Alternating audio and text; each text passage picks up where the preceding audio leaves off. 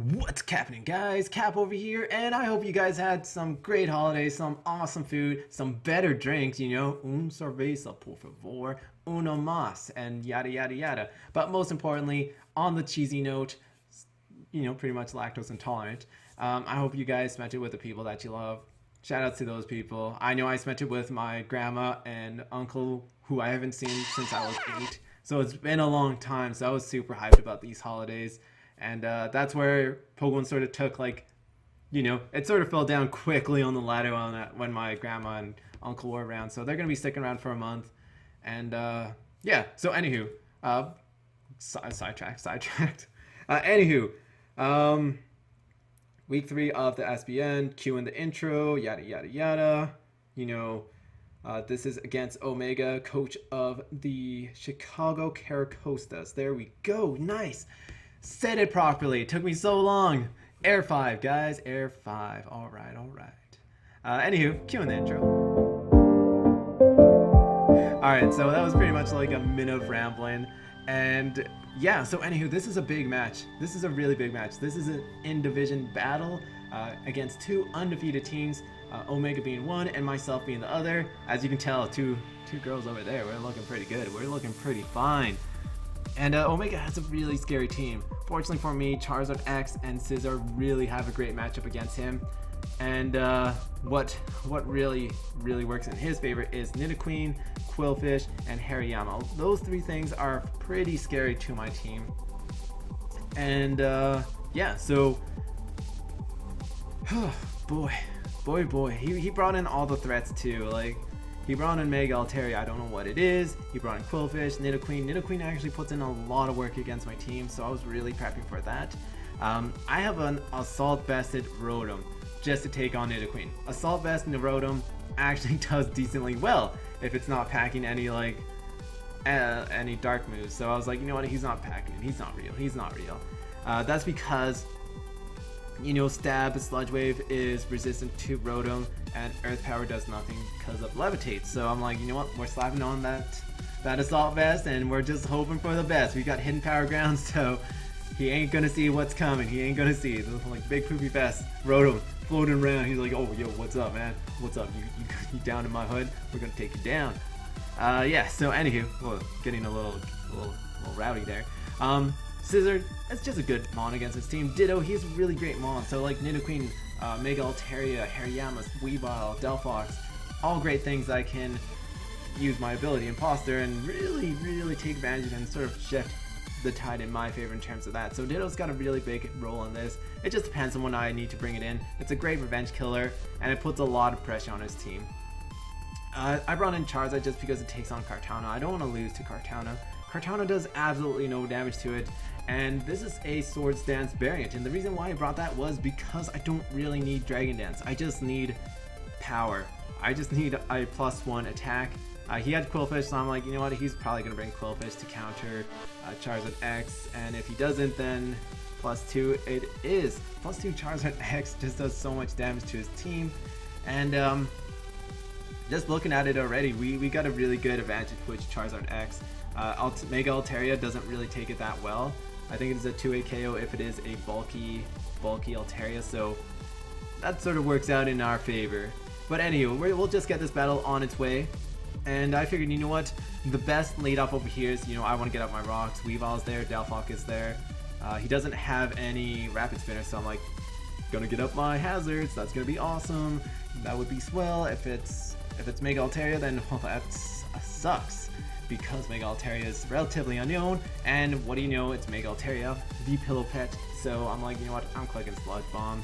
The reason why I opted for Sludge Bomb was because of Poison. If he has Heal Build, that wastes 1 turn of, you know, whatever he wants to do, and I can get a switch in. And I figured, you know what, let's get some information. What sort of Altaria is this? Is this especially offensive? Is this a physical Altaria? Or if it's just a Cleric Altaria, so I can get some good information over here.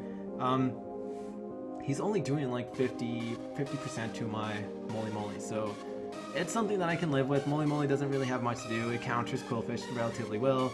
Hariyama, not really. Weavile, not really. So it didn't really do that much. So over here, I did see that it's a specially offensive Altaria. you know, something that's like Con Guard. So I was like, alright, Con Guard's on the radar. Sort of scared of that. I hope he brings it because that's a really cool set. I like Con Guard Altaria. It just puts in work. It puts in so much fine work. So he goes right into Hariyama, and I go into Mod. I'm scared of Heavy Slam. He's scared of Moonblast. I see Nidoqueen. I'm scared of Earth Fairy. He's scared of Earthquake, and we're really respecting each other's Pokemon because we don't know what they can do at this point. And I guess he was sort of predicting me to go for the Earthquake or the Dragon Claw or something like that, and you know, get off that that Intimidate factor, that little poofer thing looking pretty scary. That's me when in the morning when I want to look tough. So this is a really good matchup for me. So this works out in my favor because Rotom beats Quillfish, just basic. He needs Quillfish to take on Charizard X, just in case, you know, I Dragon Dance and I become out of hand and I'm a threat. You know, that big, oh no, big lizard in Tokyo, big lizard. So, yeah, I can just go for a Volt Switch at this point just because if he goes into Nidoqueen, this is my check to Nidoqueen. That is no problem for me. If he goes into anything else, I'm getting my proper switch up. I get huge momentum. So Volt Switch is the middle ground play. That, you know, all those switches, it worked out in my favor. So I'm going for Volt Switch. If he goes into Nidoqueen, which he does, I can go for Hidden Power Ground, which can do a lot of damage, and I can get some info. So it does 44%. So this is not especially defensive Nidoqueen, and it's mostly offensive. So I see Stealth Marks, which tells me that it most likely has Earth Power, Sludge Wave, and Flamethrower just for the Scizor, and that's really awesome for me because that means Rotom actually checks this thing relatively well, which means I have to keep Rotom around. So at this point, Nidoqueen is big. I know this. I think Omega knows this, and Omega's a good enough battler to see that, you know, Nidoqueen can actually put in a lot of work against my team, and I recognize this. So I decided to go for Discharge because I can get something paralyzed, and I could potentially get Weavile paralyzed, which is something that I really want, or I can get Mega Altaria paralyzed. So I'm going for Discharge at this point. And what do you know, Harry Mama comes out, and I'm like, oh boy, I activated its guts. What a fool of a Took I am. This sucks. It sucks because Jackie Hands has the biggest hands of all, and it hurts. It really hurts. Guts activated Hariyama is painful. So I'm like, well, I'm switching out of here. Let's get on out of here. Going to El Capitan, seeing what this thing wants to do, and he goes for Heavy Slam, predicting maybe me to go into Florges. Pretty good play on his part because Florges had the matchup with him against when we were doing all the switches, so he sort of bluffed that, and I was still scouting out for Heavy Slam. It's something that I was really scared of, and at this point I was like, you know, El Capitan doesn't really do that much, and I can potentially get a Roost, so let's see what he can do at this point. So I'm going for Roost at this point. It's my middle ground play. I can heal up a lot, and he goes for Stone Edge, which is frightening because this Hariyama actually isn't, like, I don't think it's fully invested in attack, which would take down Charizard X. So I'm like, oh, that was frightening. So for me, at this point, I'm like, you know what? Let's play the number game. Stone Edge has a 80% chance to hit, which means it's probably going to hit 30% of the time, and he's paralyzed. So I'm favoring my chances of him getting some sort of hack. So I sort of play a bit risky over here, and he gets paralyzed, which is unfortunate because this allows me to go for Dragon Claw, and I get a crit, which is big because this thing actually puts in a lot of work against Charizard X, and if he has, as you can tell later on, if he has the spikes, which he does, that means it only allows him to go for one layer of spikes, which in the long game really helped my team because I did not pack a Defogger or a Rapid Spinner. So just leaving him at Stealth Fox and Spikes, it puts a lot less pressure on me, and that crit was perhaps a game changer, just in my mind. It just sucked. It really did. So I can go for Roost and try to get some damage off of this Pillipet. Pillipet is pretty much his only check out of +1 Charizard X. And over here, he tries to make a play. I don't agree with this one, just because he goes into Nidoqueen, and I'm going for Earthquake because I want to see how much damage I can do, and I can put on a lot of pressure. Like Charizard X versus Mega Altaria, who isn't really doing much. I think Charizard X wins, so I wanted to see if he has Con Guard or something, and he ends up going to Nidoqueen and sacking it, which is big for me. I'm not complaining because Nidoqueen and Qwilfish are gone, which means the Florges can put in a lot of work. So at this point, I'm free to just go for Earthquake, see how much damage I can do, or go for a Sword Dance or something like that. So I'm clicking Earthquake. Like, this is the most, like, I'm spamming Earthquake at this point. I'm like, alright, let's click Earthquake. Let's see how much damage we can do. And I see that he's Con Guard, so I'm going into Mod. I see how much damage he did. He doesn't have enough like special attack investment to take down Mod. Just too bulky. So I can just fire off Moonblast at this point, and I get a special attack drop. Once again, RNG is favoring me really, really well. And he ends up going for a Wisharoo. So the reason why I stayed in was because I saw that Florges actually puts in a lot of work, and it is now a Choice Scarf, which means it will outspeed Hariyama. It doesn't outspeed Weavile. It could potentially outspeed Mega Altaria, and it could just do a lot of work to Delphox. Delphox versus Florges. I think Florges wins that battle most of the time, since it would be fully healed. So I'm just like, you know what, let's click it. Let's click the Moonblast. Moonblast is going to do a lot of damage later on down the road. And I can just sack off El Capitan because it doesn't really do much at this point. It pains me, it hurts. He goes for Icicle Crash. I'm like, El Capitan, no. So I just go into Scizor at this point, just predicting to go for a switch up. He needs Weavile, so I'm going for U-Turn. U-Turn actually takes down Weavile too, so it's my middle ground play, and I get free prior to go into a Moonblast, and Moonblast a whole bunch of things right at his face. So this is where it's big, because he goes for Icicle Crash, as you can tell, but my thought process over here is, you know, if he goes for Poison Jab, it doesn't take me down. If he goes for Icicle Crash, he has the potential of flinching, and that would suck, because I'm getting a lot of hacks in my favor, and it might hit me back in my face. So I'm like, oh, don't click Icicle Crash, and I saw it, and I was like, don't get the flinch, don't get the flinch, don't get the flinch, don't get the flinch, don't get the flinch, don't get the flinch. Oh, no flinch. Delicious. And we take down Weavile too, so Mod is putting in some fine work. Some fine ass work, man. Mod, come on, calm down. And Pillipet comes in, so it was a bit curious for me. I'm not switching out. At this point, you know, I'm clicking Moonblast. If I can get this thing to a decent amount of HP where, you know, Ditto can come in and finish off the game, or Scizor can come in and do that. I have a whole bunch of things that can just like finish off the battle, so I'm staying in. There's no point of me switching out. I'm going for Moonblast, and it only does 20%, but I do get the special attack drop, and he misses his Fire Blast, which is unfortunate because I get another special attack drop. And just because of those two, I live by 5%. And he gets another special attack drop. Oh boy. So he goes for the Psychic. Nice safe Psychic over here. And I'm just going to 8-bit because my middle ground play over here is to just once again go for Volt Switch. Volt Switch takes down Delphox. If he switches out, I get priority and Ditto just wins. So I can just go for Volt Switch and simply finish off his team with Ditto over here, who is going to copy the Pillipet. I get my own Mega Altaria. This is a good day, guys. Mega Altaria, I love it. I love Mega Altaria so much. So fortunately for us, we will win in a 4-0 victory over Omega. A big battle in my eyes, because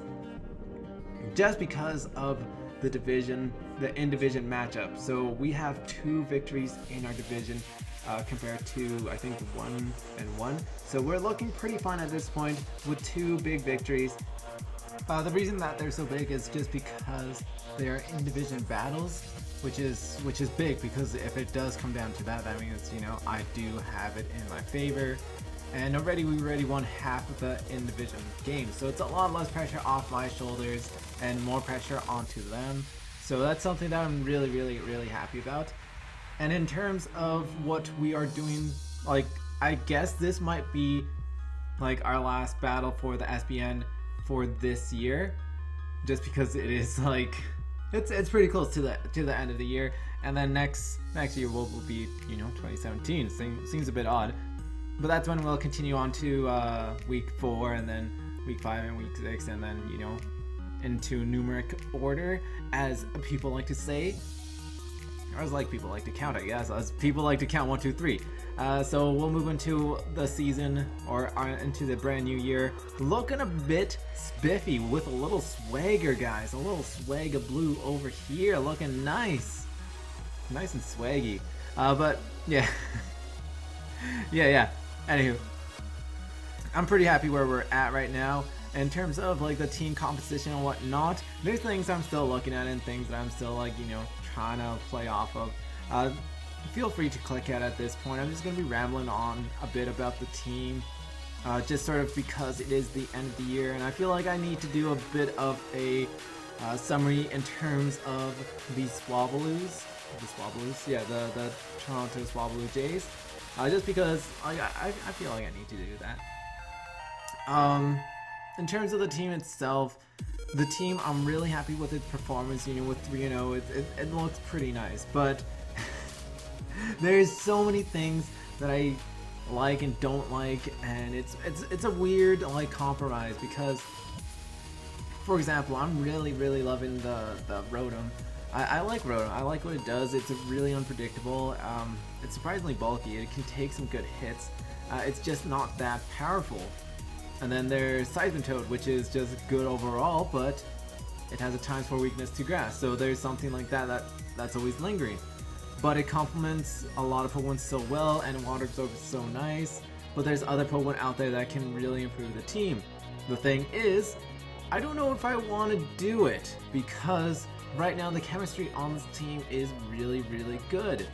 But I don't have answers to certain things out there in the league. So it's a weird situation to be in, just because, you know, do I pick up something that can help me out a lot, or do I just keep the team that I have right now and hope for the best, or do I make changes later down the road? So like I said, it's a weird compromise in terms of what's going on in terms of my head and what I'm trying to build for and what I'm planning for, and hopefully it works out, just because like we want to make playoffs. That's the #1 goal. Every season we enter like a brand new season, making the playoffs is, you know, something that every team wants to do, and I feel like we have the capabilities of really pushing for a playoff run. So that's what we want to do. We want to make playoffs, and we want to try to go deep into playoffs. And depending on what we finish at the end, it really turns it out. But right now I'm enjoying the league. I'm having fun. The group of guys are awesome. So right now it's just having fun, playing some Pokemon, trying some weird sets out that, you know, that I might be a bit afraid to try out. But yeah, it's just building and having fun, and really enjoying Pokemon right now, because it's a brand new meta, and there's a bunch of, like, right now you don't see any brand new Pokemon, but things like Lycanroc, or things like Kartana and the Tapus and things like that you gotta prepare for. It's a brand new meta, and a lot of brand new Pokemon can do a bunch of things, so it sort of reignited my passion for Pokemon, because I'm so excited to just build every week, just with random Pokemon sometimes. It's a great feeling. So I'm really excited to see what Pokemon, or like what this season brings in, what sort of surprises. And yeah, so hopefully you guys stuck around for this. Thank you so much for watching, and be sure to check out everyone else's content. Omega doesn't have a YouTube channel, but check out his Twitter. And yeah, anywho, thank you so much for watching, and I'll get going, so bye.